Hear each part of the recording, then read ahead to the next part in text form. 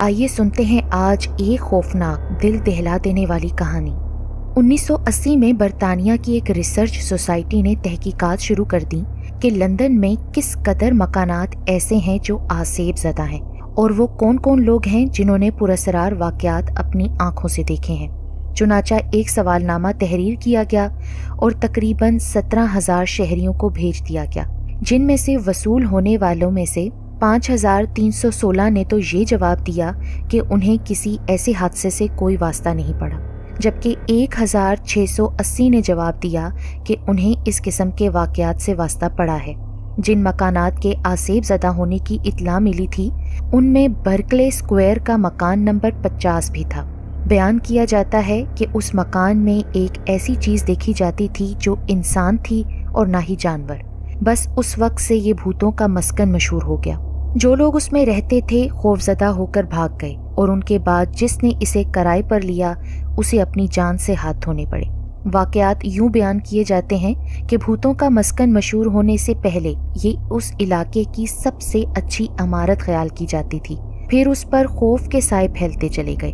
ان سب چیزوں کی ابتدا یوں ہوئی کہ اس میں رہائش رکھنے والے ایک شخص مسٹر ڈیو نے اپنے ایک بھائی کو، جس کا دماغی توازن درست نہیں رہا تھا، اس مکان کی ایک کوٹھڑی میں بند کر دیا۔ یہ دیوانہ شخص اس قدر مغلوب الغضب اور وحشت ناک تھا کہ کوئی بھی اس کے نزدیک جانے کی جرت نہ کر سکتا تھا، یہاں تک کہ اس کی خوراک بھی ایک نلکی کے ذریعے اندر پہنچائی جاتی تھی۔ یہ کہنا مشکل تھا کہ جو بھوت اس مکان میں دیکھا جاتا تھا وہ اسی پاگل آدمی کا تھا، کیونکہ اسے تو نچلی منزل میں بند کیا گیا تھا، جبکہ بھوت دوسری منزل کے بیڈ روم میں نظر آتا تھا۔ ایک مشہور رسالے مے فیئر نے 1888 میں اس مکان کے متعلق لکھا تھا، برکلے اسکوائر کے مکان نمبر 50 میں کم از کم ایک کمرہ ایسا ہے کہ جسے دیکھ کر دل و دماغ پر ہیبت طاری ہو جاتی ہے، اور ماننا پڑتا ہے کہ کسی مافوق الفطرت چیز کا اثر اس مکان میں ضرور ہے۔ یہ مکان مدت سے خالی پڑا ہے، البتہ ایک چوکیدار اور اس کی بیوی اس میں اب بھی رہتے ہیں، مگر صورتحال یہ ہے کہ وہ دونوں بھی آسیب زدہ کمرے میں جانے کی ضرورت محسوس نہیں کرتے۔ انہوں نے اس کمرے میں تالا ڈال دیا ہے، جس کی چابی ایک گمنام شخص کے پاس ہے۔ وہ کبھی کبھی اس گھر میں آتا ہے اور پراسرار کمرہ کھول کر چند گھنٹے قیام کرتا ہے اور پھر چلا جاتا ہے۔ آسیب کے متعلق بھی بہت سی تعویلیں کی گئیں۔ مثلاً کسی نے یہ افواہ پھیلائی کہ اصل میں اس مکان میں ایک بچے کا بھوت ہے جو سسک سسک کر روتا دکھائی دیتا ہے۔ دوسری افواہ یہ بھی تھی کہ بالائی منزل میں ایک پاگل شخص کا بھوت نظر آتا ہے جو کسی پیغام کے انتظار میں عقل و خرد سے بیگانہ ہو کر مر گیا تھا۔ ایک افواہ یہ تھی کہ اس مکان میں ایک لڑکی تھی، اس نے اپنے ایک عزیز کی دست درازیوں سے تنگ آ کر نیچے چھلانگ لگا دی اور مر گئی، اب اس کا بھوت مکان میں بھٹکتا پھرتا ہے۔ ان کے علاوہ کچھ اور کہانیاں بھی مشہور تھیں، لیکن حقیقت یہ ہے کہ ان میں سے ایک بھی درست نہ تھی۔ اس کے بارے میں درست بات اگر کسی شخص نے بتائی تو وہ لارڈ ہے۔ لارڈ اور اس کے خاندان کو ایسے واقعات سے اس قدر واسطہ پڑا تھا کہ لندن والے اسے بھوتوں کا ماہر خصوصی خیال کرنے لگے۔ لارڈ نے بتایا کہ ایک دن میں پستول سے مسلح ہو کر اس کمرے میں سویا۔ ساری رات کوئی قابل ذکر واقعہ رونما نہ ہوا، لیکن صبح ہونے سے ذرا پہلے کوئی چیز اڑتی ہوئی آئی اور کمرے میں داخل ہو گئی۔ میں نے فوراً اس پر فائر کیا جس سے وہ زخمی ہو کر گری۔ میں اس کی طرف بڑھا لیکن وہ فوراً ہی غائب ہو گئی۔ جب لارڈ سے اس چیز کا حلیہ دریافت کیا گیا تو وہ اس کا جواب نہ دے سکے۔ 19ویں صدی عیسوی میں 2 اخباروں نے اس بھوت کا حلیہ بیان کیا۔ یہ گمنام بلا اصل میں ایک بہت ہی مکروہ شکل مخلوق ہے جس کی زبان منہ سے باہر لٹکتی رہتی ہے، دانت بہت لمبے اور چہرہ الو کی طرح گول مٹول ہے۔ دوسرے اخبار نے لکھا کہ اصل میں یہ بلا ایک عجیب جانور نما ہے جس کی آنکھیں اور کئی ٹانگیں ہیں، اور وہ کوئی جہنمی مخلوق معلوم ہوتی ہے، مگر حیرت یہ ہے کہ بلا صرف مکان نمبر 50 میں ہی دکھائی دیتی ہے۔ لارڈ کے علاوہ 2 اور اشخاص نے بھی اس مکان میں ایک رات قیام کیا۔ ان میں سے سر رابرٹ علاقے کے نوجوان نواب زادہ تھے، ابھی انہوں نے شادی نہ کی تھی۔ زندگی کے اوقات زیادہ تر سیر و شکار میں بسر کرتے اور اپنے طبقے میں بہت عزت کی نگاہ سے دیکھے جاتے تھے۔ ایک دن دوران گفتگو میں بھوتوں کا ذکر چھیڑا تو سر رابرٹ نے سختی سے بھوتوں کے وجود کا انکار کیا اور ان لوگوں کا مذاق اڑایا جو ایسی چیزوں پر اعتقاد رکھتے ہیں۔ اس پر اچھی خاصی بحث چھڑ گئی۔ یہاں تک کہ ان کے دوستوں نے تہیہ کر لیا کہ وہ ثابت کر دیں گے کہ بھوت کوئی خیالی مخلوق نہیں۔ یہ گفتگو جاری تھی کہ کمرے میں وہ صاحب داخل ہوئے جن کی ملکیت میں برکلے اسکوائر کا مکان نمبر 50 تھا۔ انہیں دیکھ کر سب دوست خوشی کے مارے اچھل پڑے اور سر رابرٹ سے ان کا تعارف کراتے ہوئے کہا کہ یہ صاحب اسی مکان کے مالک ہیں جس میں بھوت موجود ہے، اور بھوت ایسا کہ پورے انگلینڈ میں اس کے مقابلے کا کوئی بھوت نہیں۔ پھر انہوں نے بینسن یعنی برکلے اسکوائر مکان نمبر 50 کے مالک سے کہا کہ وہ اپنے تجربات سے سر رابرٹ کو آگاہ کریں، لیکن قبل اس کے کہ وہ جواب میں کچھ کہتے، ایک نوجوان چلا اٹھا، سر رابرٹ، آپ ایک جرأت مند اور کھلاڑی قسم کے آدمی ہیں، کیوں نہ آپ آسیب زدہ مکان میں ایک رات بسر کریں اور بھوت پریت کے نظریے کو غلط ثابت کر دیں؟ مگر میں ایسی خوفناک مہم کی کبھی اجازت نہ دوں گا۔ مسٹر بنسن جو اس مکان کے مالک تھے، انہوں نے جلدی سے کہا، سر رابرٹ عاقل و بالغ شخص ہیں بھائی، وہ اپنا برا بھلا بخوبی سوچ سکتے ہیں۔ اگر کوئی حادثہ ہو گیا تو اس کی تمام تر ذمہ داری خود ان پر ہوگی، ہم میں سے کوئی بھی تمہیں الزام نہ دے گا۔ کیوں سر رابرٹ، آپ کی کیا رائے ہے؟ اسی نوجوان نے کہا، میں اس مہم کو سر کرنے کے لیے بالکل تیار ہوں۔ سر رابرٹ بولے، بلکہ میں تو شرط لگانے کے لیے بھی تیار ہوں کہ میں اس عذاب زدہ مکان سے صبح سے ہی سلامت برآمد ہوں گا۔ بہت خوب، بہت خوب۔ آس پاس بیٹھے لوگ تالی بجا کر بولے، اب بتاؤ مسٹر بنسن، آپ کیا کہتے ہیں؟ ارے مجھے تو اب بھی اس تجویز سے اتفاق نہیں ہے، بنسن نے کہا، اور وہ خاصے خوفزدہ دکھائی دیتے تھے۔ ان میں سے ایک شخص بولا، بھائی اگر کسی طرح کا خطرہ ہے تو میں حفاظتی انتظام کرنے کو تیار ہوں۔ سر رابرٹ مسکراتے ہوئے گویا ہوئے کہ اس تکلیف کی کوئی ضرورت نہیں، میں اپنی حفاظت خود کر سکتا ہوں۔ بینسن بولے، حضرات، گو سر رابرٹ اپنی مرضی سے میرے غریب خانے کو نوازنے کا ارادہ رکھتے ہیں، مگر مجھے محسوس ہو رہا ہے کہ یہ کوئی معقول بات نہیں ہے۔ بہرحال جو آپ لوگوں کے دل میں آئے وہ کریں۔ تو تم بالآخر تیار ہو ہی گئے؟ سر رابرٹ نے کہا۔ بینسن بولا، جی ہاں، مگر اس شرط پہ کہ ہم ساری رات جاگ کر پہرا دیں گے، آپ مسلح ہو کر مکان میں داخل ہوں گے، اور جب بھی کوئی خطرہ محسوس ہوگا گھنٹی بجا کر ہمیں اطلاع کر دیں گے۔ مجھے یہ شرط منظور ہے، لیکن میں محسوس کرتا ہوں کہ مجھے گھنٹی بجانے کی کوئی نوبت نہیں آئے گی اور نہ ہتھیار وغیرہ استعمال کرنے کی۔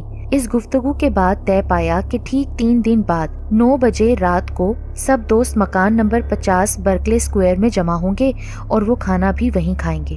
بالآخر وہ گھڑی آ پہنچی، سب دوست اس پراسرار مکان میں پہنچ گئے اور ادھر ادھر کی باتیں کرنے لگے۔ اگرچہ وہ خود کو مطمئن ظاہر کرنے کی کوشش کر رہے تھے، لیکن سبھی کے حواس آسیب زدہ مکان کی وجہ سے متاثر تھے۔ تھوڑی دیر بعد سب کھانے کے کمرے میں گئے۔ کھانا بہت لذیذ اور کئی قسم کا تھا، مگر سارے مہمان خاموشی سے اس طرح کھا رہے تھے جیسے محض فرض ادا کر رہے ہوں۔ وہ جلد ہی کھانے سے فارغ ہو گئے۔ سر رابرٹ نے اپنے میزبان بنسن سے مخاطب ہو کر کہا، اچھا اب مجھے اس کمرے میں چلا جانا چاہیے جس میں مجھے آج رات گزارنی ہے۔ سب مہمان اپنے میزبان کی قیادت میں دوسری منزل پر پہنچے۔ انہیں وہ تاریخی کمرہ دکھایا گیا جسے تقریباً 10 برس کے بعد سر رابرٹ کے لیے کھولا گیا تھا۔ یہ کمرہ تاریک سا تھا اور اس کا فرنیچر پرانے زمانے کی یاد دلا رہا تھا۔ کمرے کے وسط میں ایک بڑی سی مسہری بچھی ہوئی تھی جس پر صاف شفاف بستر لگا تھا۔ مسہری کے دائیں بائیں تپائیوں پر لیمپ رکھے تھے اور سرہانے کی طرف گھنٹی کی رسی لٹک رہی تھی۔ بینسن نے اسی رسی کو ہلایا تو نیچے گھنٹی بجی۔ اس نے سر رابرٹ سے کہا، اگر کوئی خطرہ محسوس ہو تو مہربانی کر کے رسی کھینچ کے یہ گھنٹی بجانا نہ بھولیے گا، ہم فوراً آپ کی مدد کو پہنچ جائیں گے۔ ٹھیک ہے، سر رابرٹ بولے، مگر آپ بھی یہ نہ بھولیے گا کہ جب تک 2 بار گھنٹی نہ بجے آپ اوپر آنے کی تکلیف نہ کریں گے۔ سر رابرٹ کو کمرے میں چھوڑ کر سب نے شب بخیر کہا اور نیچے آ گئے۔ سر رابرٹ نے کوٹ اتار کر کھونٹی پر لٹکایا اور مسہری پر دراز ہو گئے۔ انہوں نے بھرا ہوا پستول اپنی داہنی طرف رکھا اور بائیں جانب گھنٹی کی رسی۔ آتش دان میں آگ خوب جل رہی تھی جس سے کمرہ گرم ہو گیا تھا۔ ان کا ارادہ یہ رات جاگ کر گزارنے کا تھا تاکہ نمبر 50 برکلے اسکوائر کا مشاہدہ کر سکیں۔ ادھر ان کے دوست نیچے کی منزل میں چپ چاپ بیٹھے گھنٹی بجنے کا انتظار کر رہے تھے۔ اس حالت میں کلاک نے رات کے 12 بجائے اور اس کے ساتھ ہی ڈرائنگ روم میں گھنٹی کی آواز گونجنے لگی۔ سب دوست ہوشیار ہو گئے۔ پھر گھنٹی کی آواز دوسری بار اس قدر زور سے گونجی کہ معلوم ہوتا تھا کہ ٹوٹ کر گر پڑے گی۔ او میرے خدا! بینسن چیخ مار کر اوپر کی طرف بھاگا اور اس کے پیچھے باقی تمام دوست بھی روانہ ہو گئے۔ وہ دروازے کے نزدیک ہی پہنچے تھے کہ بند دروازے کے پیچھے سے پستول کے فائر کی آواز سنائی دی۔ بینسن نے جھپٹ کر دروازہ کھول دیا۔ کیا دردناک منظر تھا! حسین و جمیل سر رابرٹ کا آدھا جسم بستر پر اور آدھا بستر سے نیچے لٹکا ہوا تھا۔ سیدھے ہاتھ سے چھوٹ کر پستول دور جا گرا تھا اور بائیں ہاتھ میں گھنٹی کی رسی تھی۔ سر رابرٹ کی آنکھیں تو خوف سے باہر نکل آئی تھیں اور منہ بھی کھلا ہوا تھا۔ یہ ایسا بھیانک منظر تھا کہ بہادر سے بہادر آدمی کا پتا پانی ہو جائے۔ بینسن نے آگے جھک کر نبض ٹٹولی تو وہاں کیا رکھا تھا؟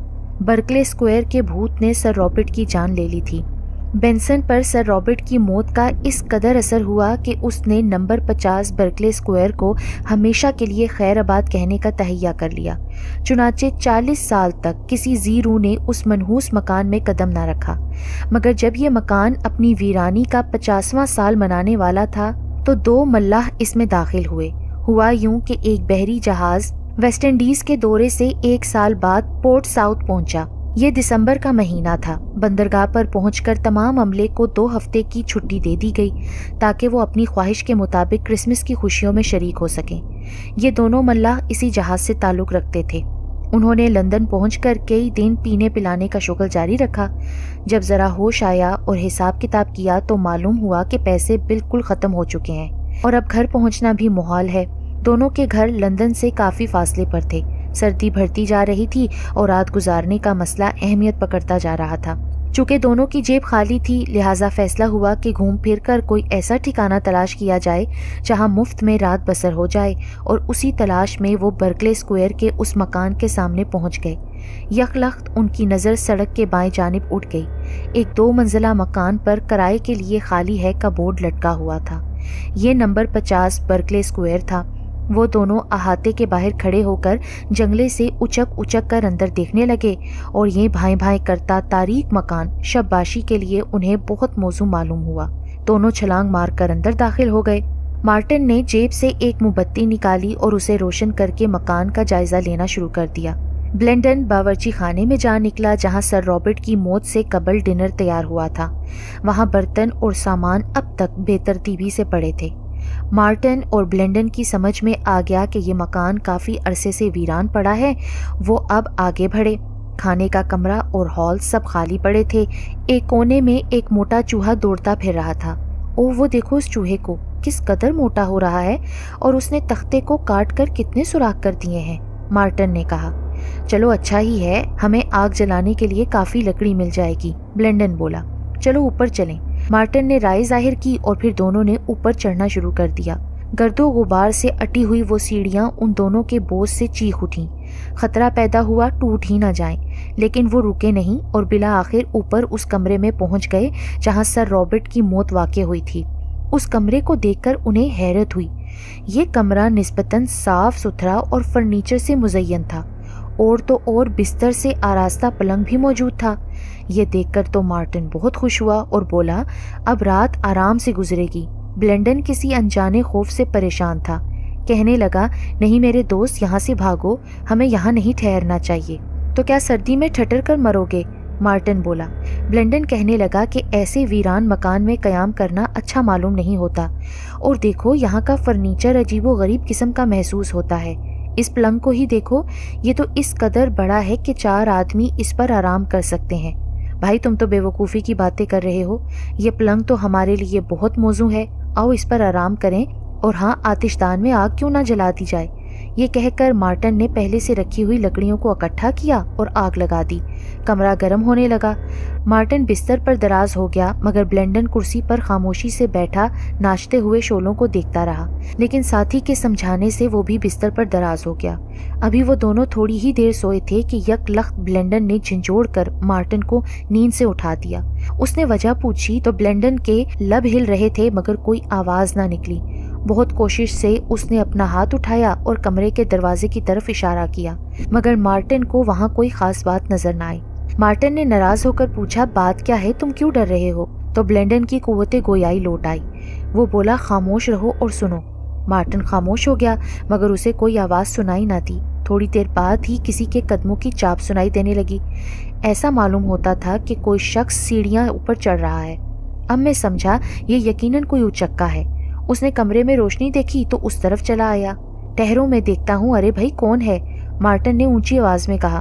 انہوں نے سانس روک کر سننا شروع کر دیا۔ یہاں تک آنے والے نے سیڑھیاں طے کر لی تھیں۔ اب وہ تیزی سے دروازے کی طرف بڑھ رہا تھا۔ پھر دروازہ آہستہ آہستہ کھلنا شروع ہو گیا اور جیسے ہی آدھا دروازہ کھلا کوئی چیز اندر آ گئی۔ بلینڈن کے منہ سے چیخ نکلی۔ ان دونوں نے پلنگ سے چھلانگ لگا دی اور فرش پر پڑے ہوئے پردے کے ڈنڈے اٹھانے لگے۔ ایک سایہ نظر آیا۔ یہ سایہ کس چیز کا تھا وہ پہچان نہ سکے۔ انہوں نے دیکھا کہ بہت بڑے بڑے پنجے ان کی طرف بڑھ رہے ہیں۔ یہ پنجے بلینڈن کے بالکل قریب پہنچ گئے۔ اس نے چیخ ماری اور ڈنڈا لے کر کھڑا ہو گیا۔ مارٹن چھلانگ لگا کر دروازے کے باہر جا پڑا اور پھر کئی سیڑھیاں پھلانگتا ہوا نیچے اترنے لگا۔ وہ ہیلپ ہیلپ پکار رہا تھا اور اسے کچھ پتا نہ تھا کہ اس کی منزل کون سی ہے۔ ہوش اس وقت آیا جب وہ ایک پولیس مین سے جا ٹکرایا۔ پولیس مین کو دیکھا تو وہ بے اختیار بولا، خدا کے واسطے میرے ساتھ آؤ، میری مدد کرو۔ وہ بمشکل اتنا ہی کہہ سکا اور بے ہوش ہو کر گر پڑا۔ پولیس مین نے جھک کر مارٹن کو اٹھانا چاہا۔ اسی وقت اس نے مکان کی اوپر کی منزل میں کسی بہت وزنی چیز کے گرنے کی آواز سنی اور پھر خاموشی چھا گئی۔ پولیس مین نے مارٹن کو جھنجھوڑ کر کھڑا کر دیا اور سختی سے دریافت کیا کہ وہ رات کے اس آخری حصے میں کیوں اس طرح پھر رہا ہے۔ ہوش میں آ کر مارٹن نے پولیس والے کو مکان نمبر 50 کے احاطے کی طرف گھسیٹنا شروع کر دیا۔ اس ویران اور تاریک مکان کو دیکھ کر پولیس مین کا دل تو دھڑکنے لگا۔ کیا مطلب ہے تمہارا؟ کیا تم یہاں چھپے ہوئے تھے؟ جی ہاں، ہم اس مکان کی اوپر والی منزل پر تھے کہ میرے ساتھی پر کوئی حملہ آور ہوا۔ مارٹن نے کہا۔ حملہ آور کون تھا؟ یہ کہہ کر سپاہی نے اپنی ٹارچ روشن کی اور جیسے ہی ٹارچ کی روشنی پھیلی مارٹن کو اپنے ساتھی کی لاش نظر آئی جو دہلیز پر پڑی تھی۔ بدنصیب بلینڈن کا چہرہ اور اس کا جسم بری طرح سے مسخ ہو چکا تھا، جیسے کسی نے اس کی لاش کو خوب نوچا ہو۔ کہا جاتا ہے کہ لندن کی تعمیر نو تک وہ مکان اسی طرح آسیب زدہ رہا۔ البتہ بلینڈن کے بعد کوئی اور موت نہ ہوئی کیونکہ کسی کو بھی اس مکان میں جانے کے لیے سختی سے منع کر دیا گیا تھا، اور پھر آسیب زدہ مکان مشہور ہونے کی وجہ سے کسی نے اس مکان میں کبھی جانے کی جرت بھی نہ کی تھی۔